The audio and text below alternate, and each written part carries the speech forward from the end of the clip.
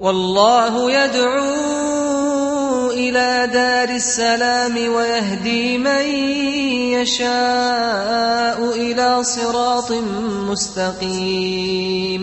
Islam is for every race. Bismillah, alhamdulillah, you're watching the Beauties of Islam. And I'm Yusuf Estes. And today we've got a special program for you talking about the beauties of Islam. In the past, we've discussed the Quran, the teachings of Muhammad, and the preservation of the teachings of the scholars of Islam. Now what I'd like to do is talk about some of the history of the universities and the great centers of learning that came about and how they were also preserved. You might be surprised to learn that one of the oldest universities for Islam in the world is in a place called Cairo, Egypt.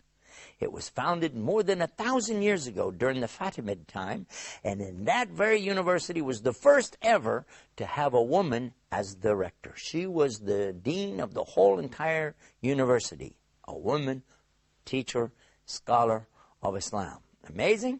There's a lot of amazing and beautiful things in Islam.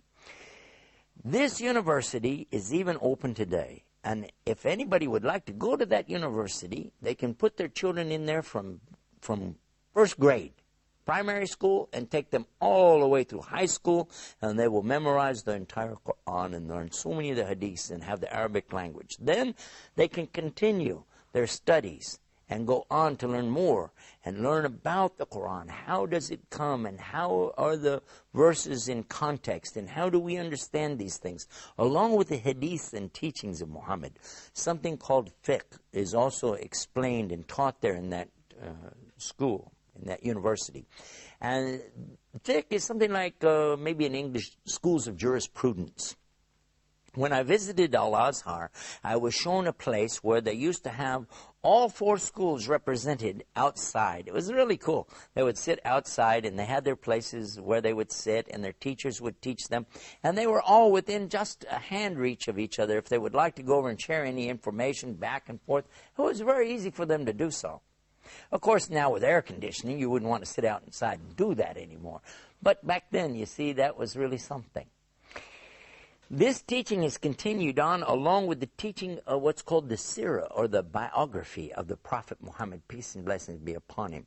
Talking about his life from the time he was born, the time that revelation came to him, his contact with non-Muslims and their relationships, his migration to Medina, then the development of the full Islam as it comes, the companions and their stories, and then up to his death. Peace and blessing be upon him.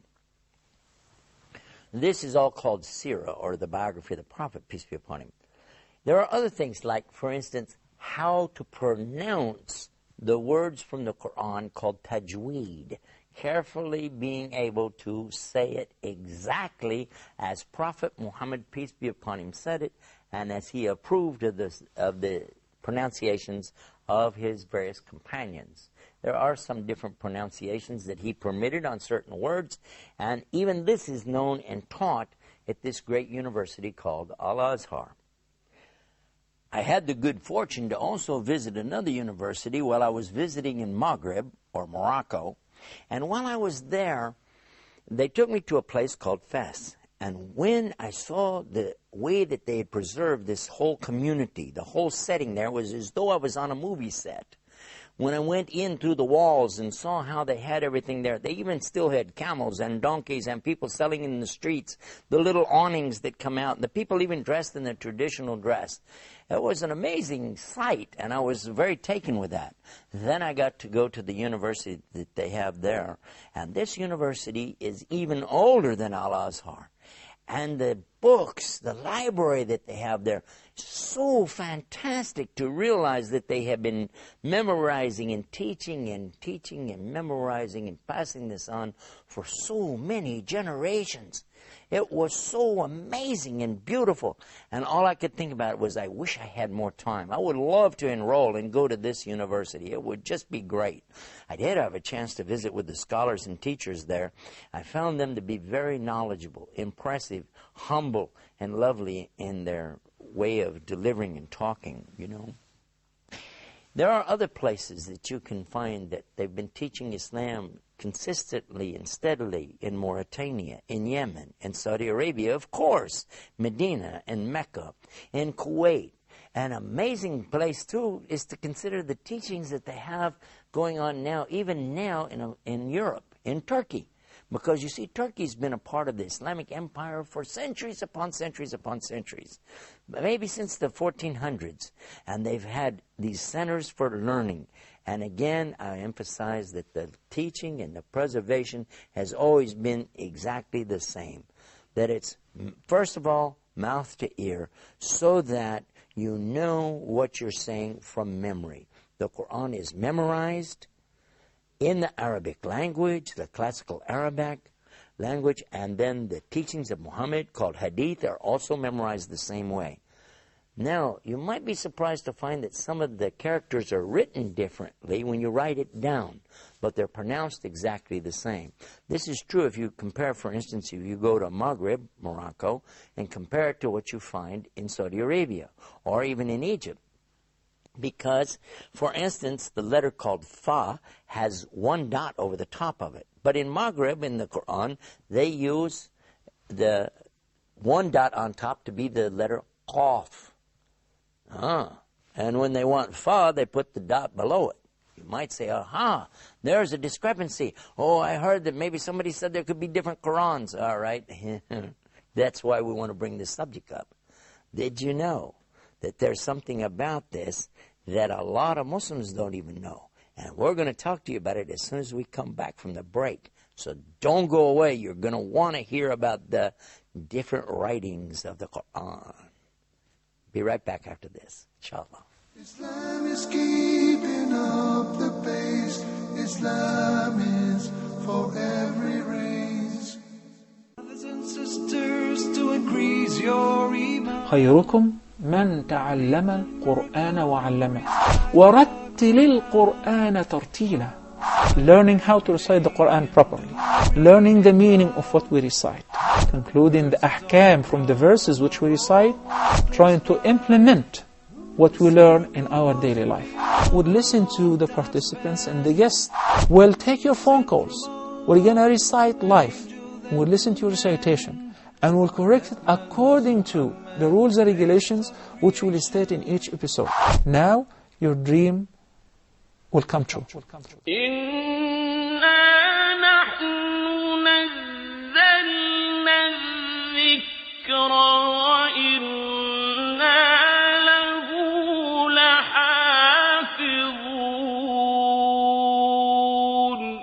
Islam is keeping up the pace. Islam is for every race.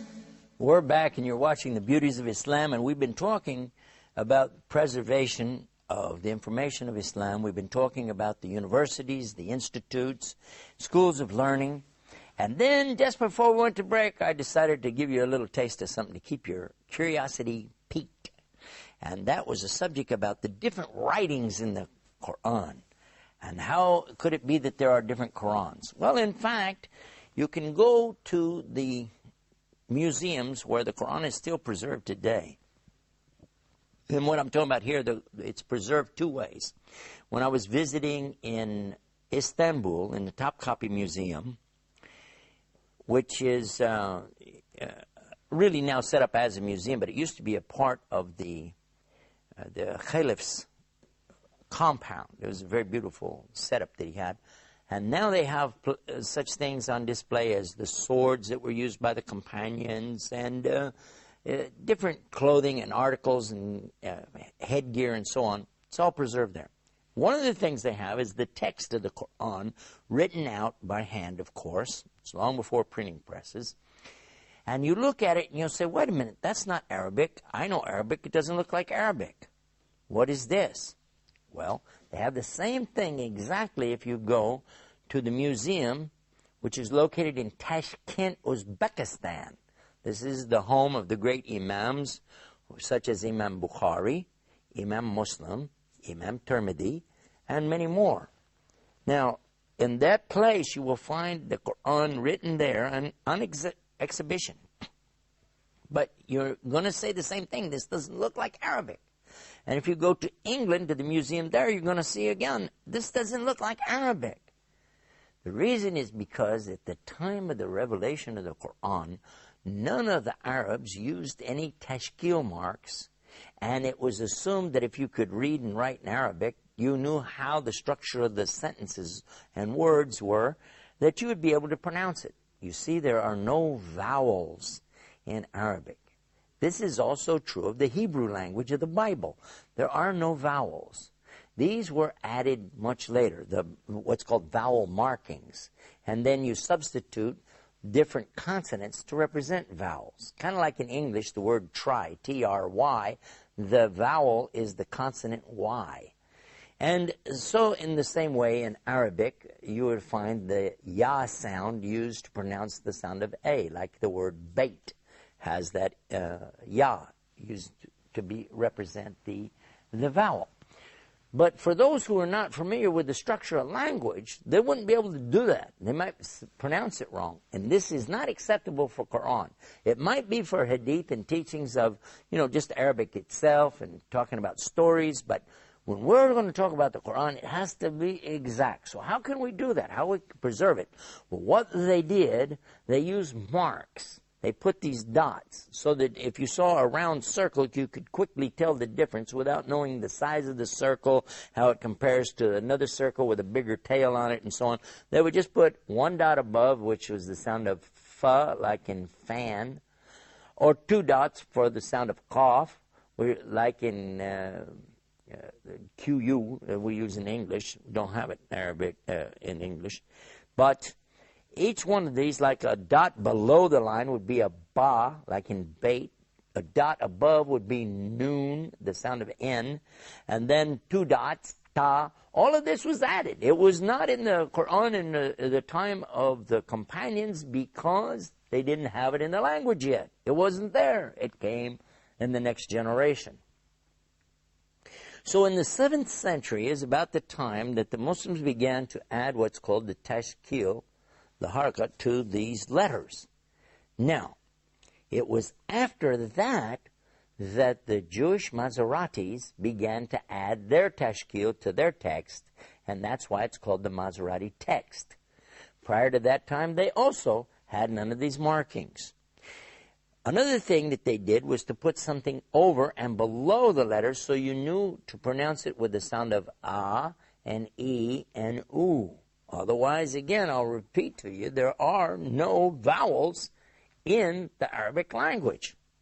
So this is how they made it for the non-Arabs, made it easy for them to begin to correctly pronounce and teach and memorize the Quran. That's why you find these differences. However, when you hear the Quran recited, you'll agree, as many millions have over the centuries, there really is no difference. Whether I hear it recited in Al-Azhar University in Cairo, or if I hear it in Fez in Morocco, or if I hear it recited in Istanbul in Turkey, or if it's recited in Malaysia or Indonesia, Pakistan, India, or even in a place called Texas, where I'm from, you'll find it still starts with a ba and Bismillahir Rahmanir Rahim, and it ends with the scene at the very end of the Quran, Minal Jannati wan Nas. All of this is preserved exactly letter for letter, word for word. And it's because of the efforts of these great and wonderful teachers of Islam and their universities and institutions that have been going on century upon century. Today we have these places of learning, madrasas and the mosques or masajid around the world, and also these Jamia or universities. All of them are there for anyone to go and learn. And by the way, you don't have to be a Muslim to learn about Islam. You're most welcome to come explore and enjoy the beauties of Islam. Remember to visit our website, beautiesofislam.com. Until next time, peace. Salam alaikum. Islam is peace. Islam.